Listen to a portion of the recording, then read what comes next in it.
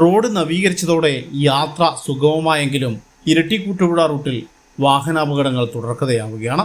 Thalassery Valavupara road നവീകരിച്ച് വളവുകളും തിരിവുകളും മാറ്റിയതോടെ ഗതാഗതം കൂടുതൽ സുഗമമായിരുന്നു.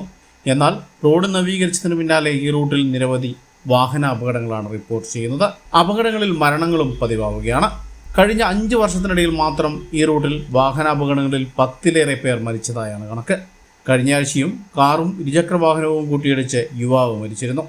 റോഡിൽ വീണ യാത്രക്കാരുടെ ദേഹത്തു കൂടി വാഹനങ്ങൾ കയറിയിറങ്ങിയ സംഭവങ്ങളും ഉണ്ടായിട്ടുണ്ട്. അമിത വേഗത, ദീർഘദൂരം ഉറക്കമൊഴിഞ്ഞ് വാഹനം ഓടിക്കുന്നതിനിടയിൽ ഡ്രൈവർമാർ ഉറങ്ങിപ്പോകുന്നത് തുടങ്ങിയവയും അപകടങ്ങൾക്ക് കാരണമാകുന്നുണ്ട്. റോഡ് നവീകരിച്ചതോടെ യാത്രാ സൗകര്യം വർദ്ധിച്ചെങ്കിലും വാഹനങ്ങളുടെ വേഗത നിയന്ത്രിക്കുന്നതിനും അപകട സാധ്യതയുള്ള ഭാഗങ്ങളിൽ സുരക്ഷാ സംവിധാനങ്ങൾ ശക്തമാക്കുന്നതിനും നടപടി വേണമെന്ന ആവശ്യമാണ് നാട്ടുകാരുടെ ഭാഗത്തു നിന്നും ഉണ്ടാകുന്നത്. അപകടങ്ങൾ തുടർക്കഥയാവുന്ന ഇരട്ടിക്കൂട്ടുപുഴ റൂട്ടിൽ അധികൃതരുടെ അടിയന്തര ഇടപെടൽ വേണമെന്നാണ് നാട്ടുകാരുടെ ആവശ്യം. ഹൈവിഷൻ ന്യൂസ്, ഇരട്ടി.